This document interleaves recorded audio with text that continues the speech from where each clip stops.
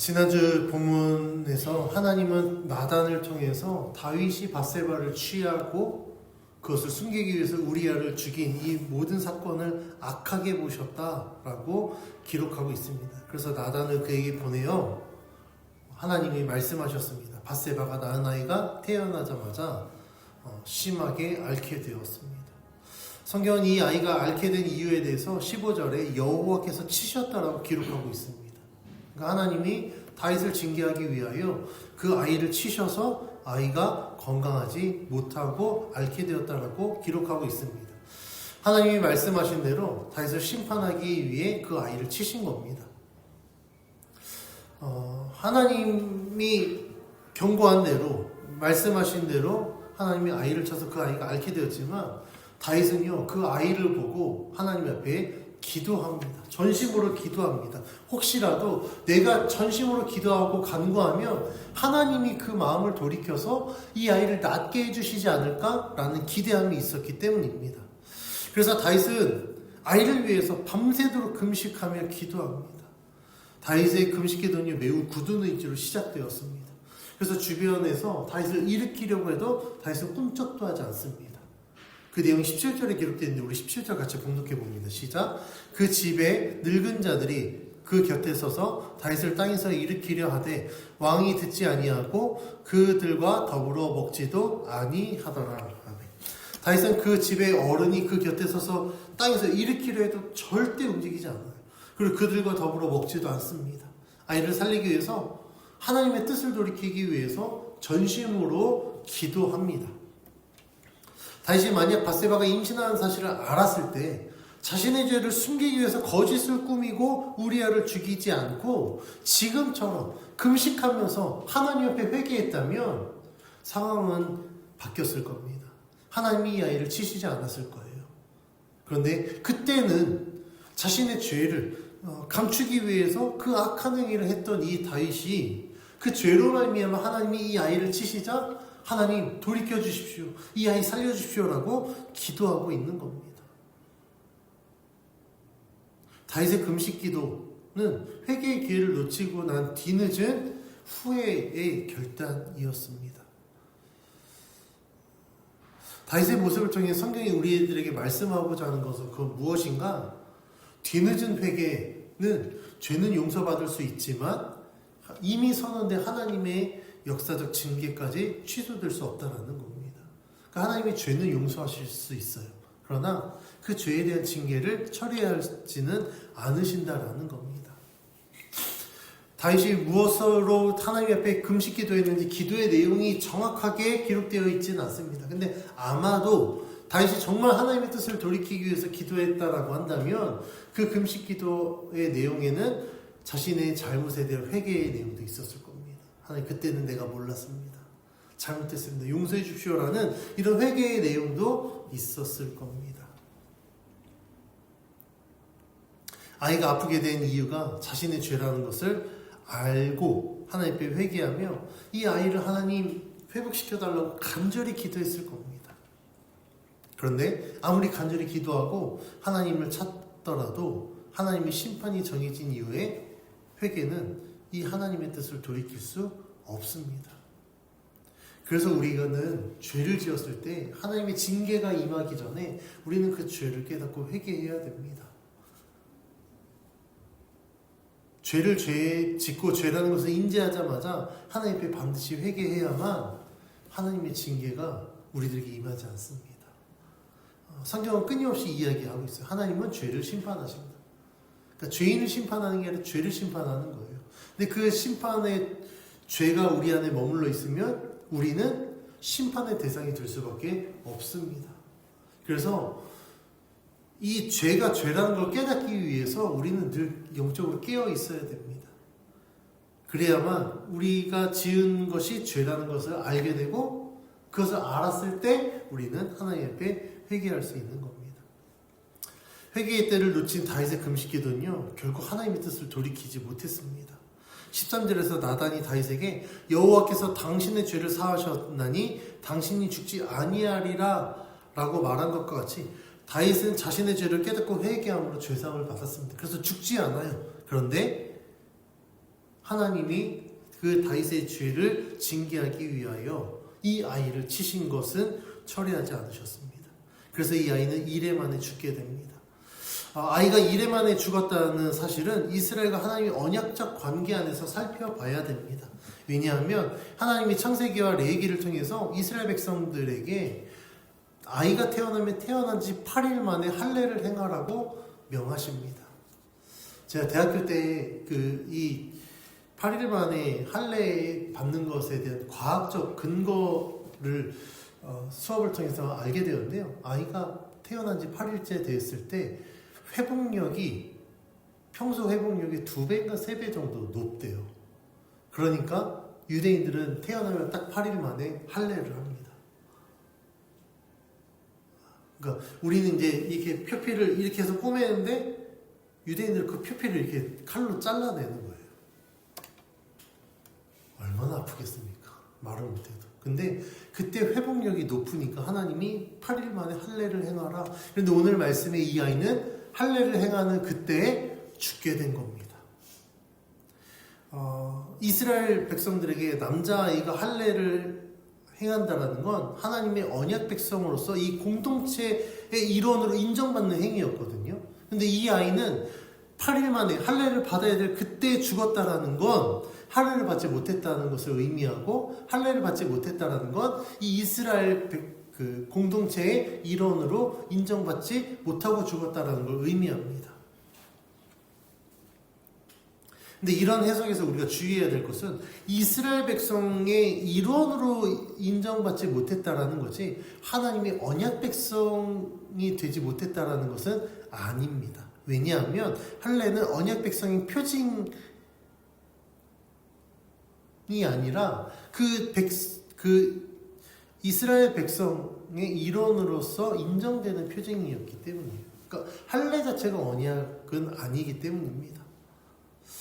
그런데 이 아이가 할례를 받지 못하고 죽었지만 하나님이 이 아이를 구원했다라는 사실은 다윗을 통해서 알 수 있습니다.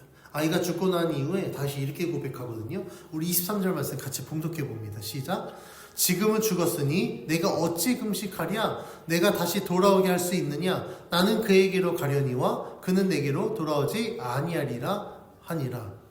다윗이 아이가 죽고 난 이후에 나는 그에게로 갈 수 있으나 그는 나에게로 돌아오지 못한다라고 이야기합니다. 다시 말하면 내가 그에게 갈 수 있다는 건 내가 구원받은 하나님의 백성으로서 하나님 나라에 가게 될 텐데 그 아이는 이미 하나님 나라에 있다는 것을 고백하는 거예요.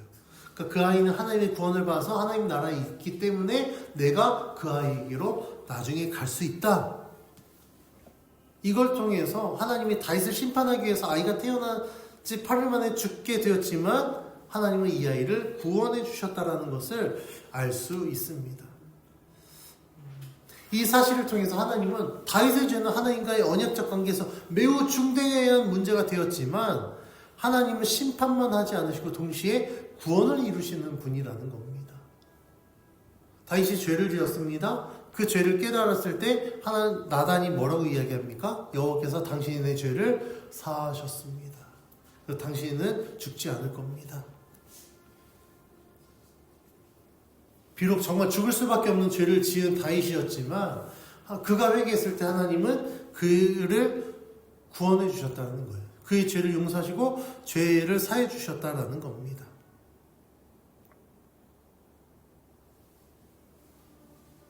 이걸 통해서 하나님의 심판의 목적을 우리가 알아야 돼요. 하나님의 심판은 징계해서 죽이기 위한 게 아닙니다.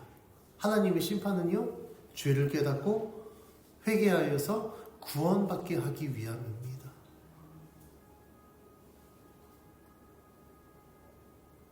그래서 비록 그 징계로 말미암아 이 태어난 아이가 죽게 되었지만 이 아이는 구원받았다는 것을 성경이 기록하고 있습니다. 아이가 8일 만에 죽게 되자 다윗의 신하들은요, 다윗에게 이 아이의 죽음을 알리지 않습니다. 왜냐하면 이미 다윗이 얼마만큼 절실한 마음으로 금식했는지 봤잖아요. 일으켜 세우려고 해도 일어나지도 않았고 먹으라고 해도 먹지도 않을 정도로 정말 확고하게 금식 기도를 하고 있는 다윗에게 아이의 죽음을 알리는 걸 주저합니다. 이거 알리면 다윗이 혹시 너무나도 상심해서 쓰러지지 않을까? 그 내용 18절에 기록되는데 우리 18절 같이 봉독해 봅니다. 시작. 이레 만에 그 아이가 죽으니라. 그러나 다윗의 신하들이 아이가 죽은 것을 왕에게 아뢰기를 두려워하니 이는 그들이 말하기를 아이가 살았을 때에 우리가 그에게 말하여도 왕이 그 말을 듣지 아니하셨나니 어떻게 그 아이가 죽은 것을 그에게 아뢰 수 있으랴. 왕이 상심하시리로다 함이라. 방금 봉독한 대로 다윗의 신하들은요 아이의 죽음을 알리는 것을 두려워합니다. 왜냐하면 왕이 얼마나 상심할까? 그것 때문에, 상심한 것 때문에 혹시라도 우리들에게도 불이익이 오는 거 아니야? 이런 두려움 때문에 다윗에게 알리지 않았습니다. 그런데 신하들의 우려와는 정반대로 다윗은 오히려 아이의 죽음을 덤덤하게 받아들입니다. 신하들이 수군거리는 것을 들은 다윗이요 아이가 죽었는지 물어봅니다. 먼저. 그리고 아이가 죽었다라는 이야기를 듣자 그 즉시 금식을 멈춥니다. 자리를 정리합니다. 그리고 20절에 이렇게 기록합니다. 20절 같이 봉독해 봅니다. 시작. 다윗이 땅에서 일어나 몸을 씻고 기름을 바르고 의복을 갈아입고 여호와의 전에서 들어가서 경배하고 왕궁으로 돌아와 명령하여 음식을 그 앞에 차리게 하고 먹은지라. 다윗은 땅에 일어나서 몸을 씻고 기름을 바르고 의복을 갈아입습니다. 이스라엘 백성들이 특히 이제 이 왕들이 금식 기도할 때요 성경에 보면 금식 기도할 때 왕의 옷을 입지 않습니다. 상복으로 갈아입고 막 머리에 재를 뒤집어 쓰고 그렇게 금식 기도합니다. 몸을 씻지 않아요. 왜 그럴까? 하나님 앞에 금식 기도할 때 가장 낮은 모습으로 기도하기 위함입니다. 그러니까 마치 거지처럼 정말 아무것도 가진 거 없고 아무것도 할 수 없는 자입니다. 라고 하나님 앞에 납작 엎드려서 자신을 낮추고 금식 기도하는 것이 그때 당시 금식 기도의 관행이었습니다. 그러니까 다윗도 아마 금식 기도를 했다고 한다면 왕의 옷을 벗고 그렇게 기도했을 거예요. 그런데 오늘 말씀에 어떻게 합니까? 땅에서 일어나서 몸을 씻어서 죄를 뒤집어 쓰고 기도했으니 이제 하나님이 징계를 하셨다라는 그 소식을 듣고 난 다윗은요 몸을 씻고 기름을 바릅니다. 그리고 의복을 갈아입습니다. 이 모든 행위는요 이제 내가 금식 기도를 멈추고 하나님 앞에 나아가기 위하여서 자신의 모든 것들을 정갈하게 만들고 준비를 하는 겁니다. 다윗의 이 모든 행위는요 하나님을 경배하고 하나님을 예배하기 위함이었습니다. 다윗의 이러한 행위는 하나님의 결정을 받아들이고 순종하는 믿음을 보여줬다라고 할 수 있습니다. 왜냐하면 다윗이 이렇게 고백하거든요. 21절에서 23절 말씀 같이 봉독해 봅니다. 시작. 그의 신하들이 그에게 이르되 아이가 살았을 때에는 그를 위하여 금식하고 우시더니 죽은 후에는 일어나서 잡수시니 이 일이 어찌 됨이니까 하니 이르되 아이가 살았을 때에 내가 금식하고 운 것은 혹시 여호와께서 나를 불쌍히 여기사 아이를 살려주실는지 누가 알까 생각함이거니와 지금은 죽었으니 내가 어찌 금식하랴 내가 다시 돌아오게 할 수 있느냐 나는 그에게로 가려니와 그는 내게로 돌아오지 아니하리라 하니라. 아멘. 다윗은 그의 신하들이 아이가 살았을 때 내가 금식하고 울면서 기도한 것은 혹시라도 하나님이 내 기도를 듣고 그 뜻을 돌이키시지 않을까 기대함으로 내가 기도한 것이다 라고 고백합니다. 하지만 하나님은요 다윗의 이런 금식 기도에도 하나님의 뜻을 바꾸지 않으셨죠. 하나님이 말씀하신 대로 그 아이를 죽게 하셨습니다. 여기서 다윗은요 하나님을 원망하지 않아요. 어쩜 그러실 수 있어요 라고 하지 않아요. 어떻게 합니까? 너무나도 담담하게 그걸 받아들입니다. 왜냐하면 그 모든 것들이 하나님의 뜻이었다라는 것을 받아들이고 믿었기 때문이에요. 그래서 내가 여기서 더 금식해봐야, 아니면 내가 하나님 앞에 더 칭얼대봐야 하나님의 뜻은 바뀌지 않는다라는 걸 알았기 때문에 금식을 멈춘 겁니다. 다시 비록 자신의 욕망을 이기지 못하여서 밧세바를 취하였고, 그로 인해서 아이를 임신하게 만들었고, 그걸 감추려고 우리아를 죽인 것, 분명히 하나님 앞에 큰 죄입니다. 이 죄 때문에 하나님의 심판을 받을 수밖에 없었지만, 다윗은요 나단을 통해서 자신의 죄에 대해 이야기를 듣고 하나님이 그 죄를 어떻게 생각하는지를 듣고 난 이후에 다윗은 그 자리에서 회개합니다. 그리고 하나님의 모든 뜻을 받아들입니다. 이런 모습 때문에 다윗이요 성경에서 대단한 믿음의 사람으로 인정받습니다. 그래서 예수님의 계보에도 다윗이 들어가게 된 거예요. 아브라함도 그렇고 다윗도 그렇고 모세도 그렇고요. 우리가 대단한 믿음의 사람이라고 하지만 그들이 완벽하지 않았어요. 하나님의 언약을 받았음에도 불구하고 아브라함은 그 언약의 아들이라는 키워드만 생각해서 어떻게 합니까? 사라가 아들 낳을 만한 나이가 안 되니까 그 사라 여종 하갈과 동침해서 이스마엘 낳잖아요.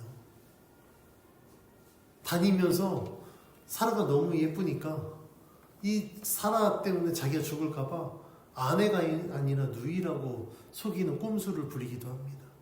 다윗은 어떻습니까? 다윗 밧세바 취했잖아요.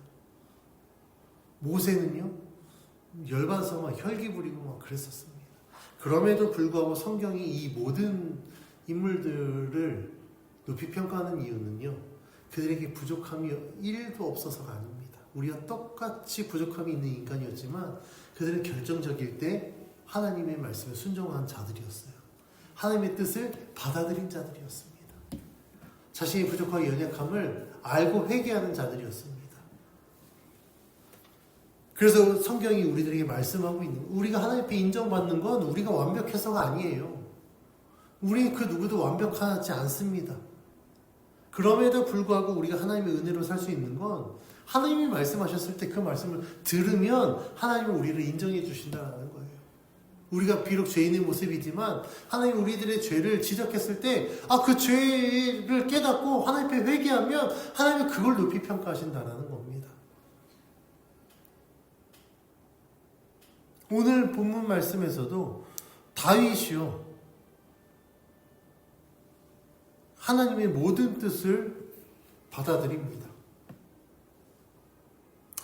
아이를 살리기 위해서 금식기도 했잖아요. 그 정도의 열심임에도 불구하고 하나님이 듣지 않으면 어쩜 그럴 수 있어요? 라고 할지 모르겠어요. 아니면 삐져서 기도해봐야 소용이 없구나. 나 이제 앞으로 기도 안 해. 이럴지도 모릅니다. 근데 다윗은 그러지 않았어요. 아이가 죽었다는 이야기를 듣고 하나님의 뜻이 이루어졌구나. 하나님은 그 뜻을 돌이키지 않는 분이시구나. 그러면 어떻게 해야 될까요? 저 같으면 하나님은 뜻을 돌이키지 않고 하나님의 징계는 반드시 이루어지기 때문에 이제 내가 또다시 죄를 지으면 안 되겠다. 죄사함을 받고 내가 죽지는 않겠지만 나의 죄의 징계 때문에 또 다른 형벌이 있을 수 있으니 이제는 죄를 멀리하겠다. 이렇게 결단하지 않았을까요? 다윗도 아마 그런 마음이 있었기 때문에 그걸 받아들이고 그 즉시 금식을 멈추고 일어나서 몸을 씻고 기름을 바르고 의복을 입고 하나님 앞에 나아갑니다.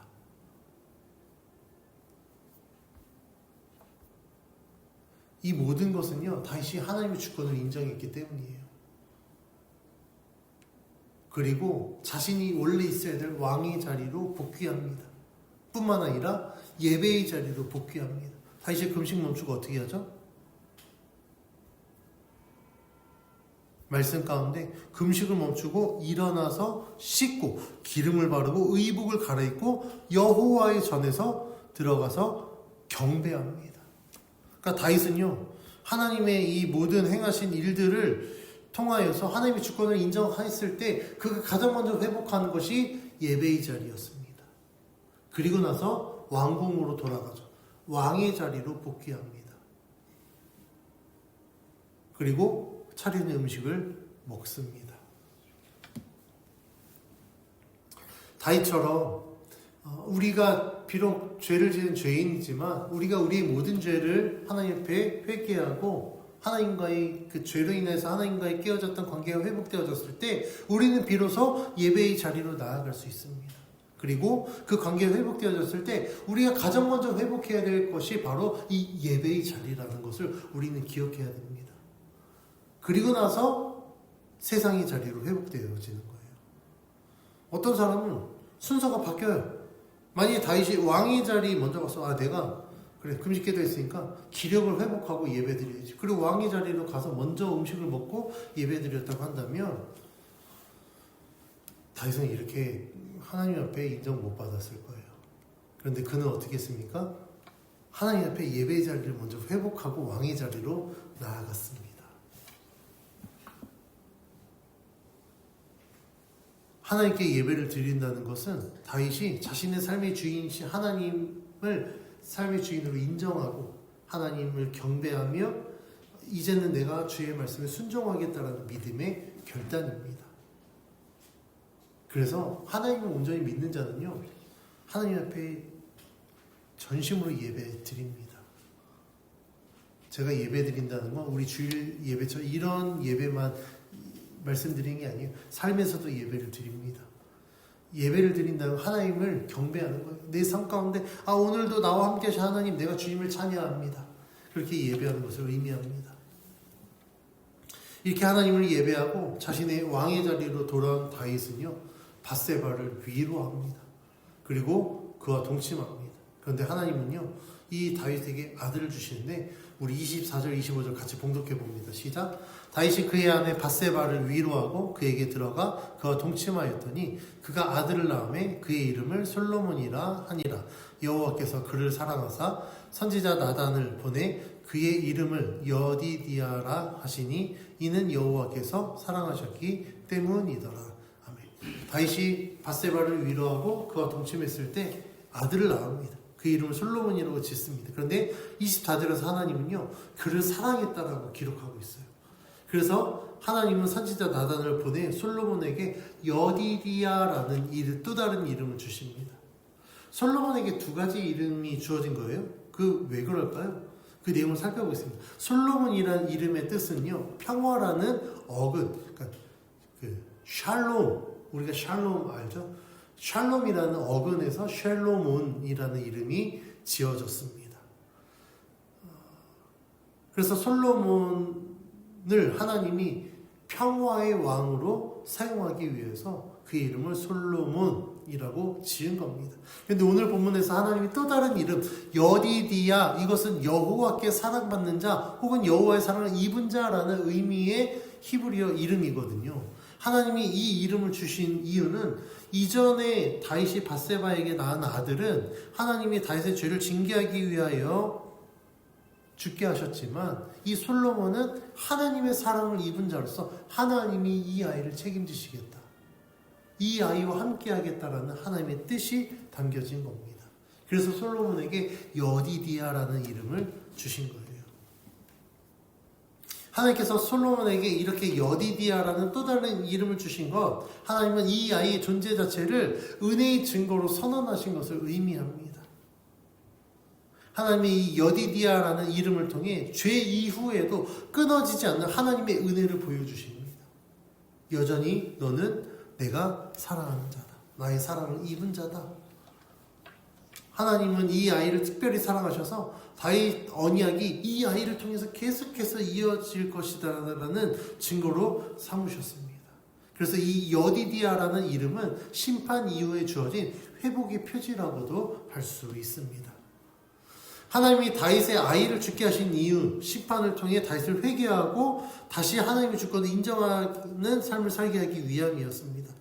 다윗이 실제로 그렇게 회개하고 회복되었더니 하나님이 곧바로 다윗에게 이 솔로몬이라는 이름을 주셔서 하나님이 다윗을 사랑하고 하나님이 다윗에게 맺으신 언약을 여전히 유효하게 하셔서 말씀하신 대로 다윗 왕조를 견고하게 하실 것이다 라고 보여주신 겁니다. 이와 같이 하나님의 심판은요, 징계로 끝나지 않아요. 아까 말씀드린 것처럼 하나님의 심판의 목적은 우리를 구원하기 위함입니다. 마치 부모가 아이를 훈육할 때 부모가 아이를 훈육을 왜 하죠? 아이가 잘되게 하기 위해서 훈육해요. 요즘은 뭐 좀 조심스럽긴 하지만 저 어렸을 때 부모님한테 진짜 많이 맞았거든요. 그래서 학교에서도 많이 맞았습니다. 그 매의 별칭이 있었죠. 사랑의 매였습니다. 이해가 안 됐어요. 사랑하면 왜 때리지? 근데 요즘 시대에 왜 조심스럽냐면요. 요즘 시대에 사람들이 부모임에도 불구하고 너무 감정적으로 아이들을 때리니까 이게 사랑이 전혀 없이 그냥 아이를 자신의 화풀이로 때리니까 아동학대가 너무나도 큰 사회적 이슈가 돼버린 겁니다.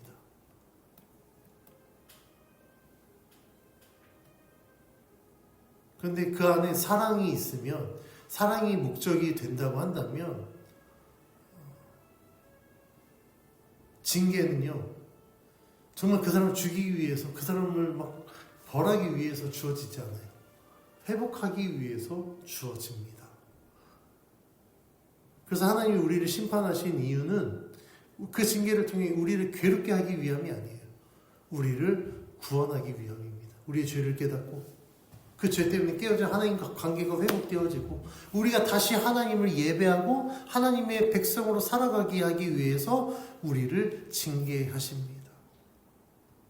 이 징계를 통해서 하나님과의 관계가 회복되어지면 하나님은 우리들에게 말씀하세요. 여디디야, 너는 나의 사랑받은 자다. 그래서 오늘 말씀에서 또 우리가 알 수 있는 것처럼 하나님은 신실하신 하나님이시기 때문에 하나님의 언약이 취소되지 않아요. 하나님이 다윗에게 솔로몬을 주셨다는 것, 다윗 왕조에 대한 하나님의 언약이 이제 솔로몬과 그 후손들로 계속해서 이어질 수 있다는 것을 말씀해주고 있습니다. 그래서 우리는 이 신실하신 하나님을 믿어야 됩니다. 내가 죄 한 번 지었다고 우리를 구원하시겠다고 한 하나님의 약속이 취소되지 않아요. 잠시 보류가 되는 겁니다. 근데 만약에 그 죄를 회개하지 않고 끝까지 죄를 지으면 심판할 때 하나님이 벌할 수밖에 없겠죠. 그럼 죄 지었다고 너 구원 취소, 너 이제 내 자녀 아니야, 너 하나님 나라에 들어갈 수 없어, 이렇게 하시지 않는다라는 거예요. 죄를 지었으면 심각하게는 징계를 해서라도 하나님은 우리를 죄에서 돌이켜서 하나님의 백성으로 삼아 주십니다. 그러니까 우리는 이 약속을 붙들고 살아갈 수 있는 거예요. 이 약속이 유지됐다는 걸 우리가 어떻게 알 수 있습니까? 우리가 예수님의 계보를 보면 알 수 있죠. 아브라함, 하나님의 언약을 맺은 아브라함부터 다윗까지 14대 족보가 쭉 나열이 되고 그 왕조에 대한, 왕에 대한 언약을 받은 다윗으로부터 예수님까지 14대 쭉 연결이 됩니다. 그러니까 하나님은요, 이 하나님의 놀라우신 이 구원의 역사, 이 예수 그리스도를 통해서 완성하는 이 구원의 역사 가운데 다윗이라는 인물이 빠지지 않았다는 것은 이 다윗에게 하신 그 언약이 여전히 유효하며 신실하신 하나님이 예수님을 통해서 이루었다는 걸 성경이 말씀하고 있습니다. 그렇기 때문에 우리는요, 하나님을 믿을 수 있는 거예요. 오늘 본문은 우리들에게 아주 중요한 진리를 보여줍니다. 하나님 나라는요, 절대 죄를 가볍게 넘기지 않습니다. 왜냐하면 죄가 있으면 우리가 하나님 나라에 들어갈 수 없기 때문이에요. 하나님은 거룩하신 분이기 때문에 그 거룩하신 하나님 앞에 우리가 죄의 모습으로 나아갈 수 없습니다. 그래서 하나님은 우리의 죄를 심판하시는 거예요. 너가 나와 함께 하기를 원하니? 나는 거룩한 하나님인데 너 그 죄의 모습으로 내가 너와 함께 할 수 없어. 너가 나와 함께 하려면 너의 그 모든 죄를 다 해결해야 돼. 너의 죄는 내가 보낸 예수 그리스도의 보혈로 내가 씻어줄게. 그래서 예수님이 십자가에 못 박혀 죽으신 겁니다. 우리가 그 예수님을 믿으면 그 보혈이 우리의 모든 죄를 씻어주시고 하나님과, 그 거룩한 하나님과 함께 할 수 있도록 우리와 함께 하십니다. 하나님은요, 이 회개한 자들을 다시 회복시켜서 하나님의 자녀 삼아 주십니다. 그를 다시 일으켜 세우시고 그의 삶을 통해서 하나님의 역사를 이루어 가십니다. 그 예가 다윗이었습니다. 다윗 어땠습니까? 큰 죄를 지었어요. 간음을 지었죠. 그걸 숨기기 위해서 살인도 저질렀습니다. 그 결과 하나님은요, 밧세바가 낳은 아이를 죽이셨습니다. 다윗이 이걸 바꾸려고 금식하며 기도했지만 하나님은 바꾸지 않으셨어요. 아무리 눈물로 금식하며 기도해도 하나님의 뜻을 바꾸지 않으셨습니다. 그런데 이 이야기는 여기서 끝나지 않아요. 다윗은요, 상실의 자리에서 하나님을 원망하지 않았습니다. 그렇게 금식하고 기도했지만 하나님의 뜻이 바뀌지 않았음에도 불구하고 다윗은 하나님을 인정합니다. 아이가 죽게 되었다라는 이야기를 듣자 그는 땅에서 일어나 몸을 씻고 여호와의 전에 들어가 하나님을 예배했습니다. 그리고 하나님은 그에게 다시 아들을, 솔로몬이란 아들을 주셨습니다. 그리고 선지자 나단을 통해서 또 하나의 이름, 여디디아라는 이름을 주십니다. 여호와께 사랑받는 자, 여호와의 사랑을 입은 자라는 그 확증을 통하여서 하나님의 은혜는 끝나지 않았다. 내 언약은 여전히 계속된다. 나는 여전히 너를 사랑한다라고 하나님이 다윗에게 말씀하고 있습니다. 우리도 다윗처럼 실패할 수 있습니다. 우리는 하나님 앞에서 넘어질 수도 있습니다. 때로는 기도했는데도 상황이 바뀌지 않을 수도 있습니다. 눈물로 간구하고 금식하며 기도해도 잃어버릴 수 있습니다. 그렇다고 해서 우리가 좌절하고 낙심할 수 없습니다. 하나님을 원망할 수도 없습니다. 왜냐하면 하나님은 그 순간에도 여전히 나와 함께 하시기 때문입니다. 우리가 상실의 자리에서 다시 하나님을 예배하기 시작할 때 하나님은 그 자리에서 우리와 함께 하시겠다라고 약속하십니다. 너는 나의 사랑하는 자다. 너는 나의 여디디아다 라고 말씀하시면서 그 자리에서 하나님의 나라는 다시 시작됩니다. 우리의 실패 위에서도 하나님은 여전히 역사하십니다. 그리고 하나님은 오늘 우리들에게 그 약속을 이루어 가시겠다라고 말씀하십니다. 하나님 나라는 완벽한 사람을 통해 이루어지지 않습니다. 하나님 나라는 회개하고 하나님의 주권을 인정하는 사람을 통해서 세워집니다. 그러므로 우리는 오늘 우리 무너진 자리에서 하나님 앞에 다시 나아가야 됩니다. 무너졌다고 해서 포기하고 좌절하고 그 자리에 주저앉는 것이 아니라 비록 나의 죄 때문에 무너졌지만 하나님 용서해 주십시오. 내가 다시 주님과 회복되어지기를 원합니다. 다시 예배의 자리로 나아가겠습니다. 그 은혜의 자리로 나아가겠습니다. 다시 하나님의 자녀로 살아가겠습니다 라고 믿음으로 결단할 때 하나님은 우리의 모든 죄를 용서해 주십니다.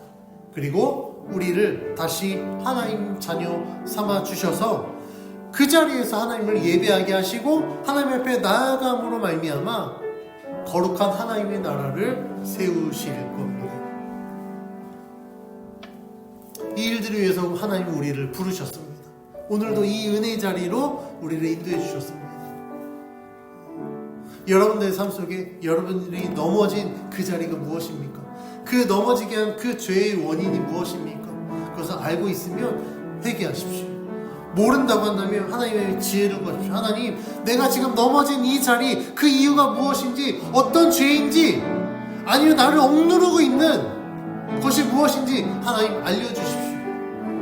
그것이 나의 죄라면 내가 회개할 때 용서해 주십시오. 나의 무지하고 연약함이라면 하나님 지혜를 주셔서 그것들을 극복할 수 있게 해주십시오. 나의 연약함이라면 주의 능력으로 나를 붙들어 주셔서 내가 주의 능력으로 이기게 해주십시오라고 하나님 앞에 기도하십시오. 그러면 하나님은 반드시 우리들을 강하게 하셔서 우리를 온전히 회복시켜 주셔서 하나님의 그 언약 가운데 살아가는 거룩한 주의 백성으로 삼아 주실 줄 믿습니다.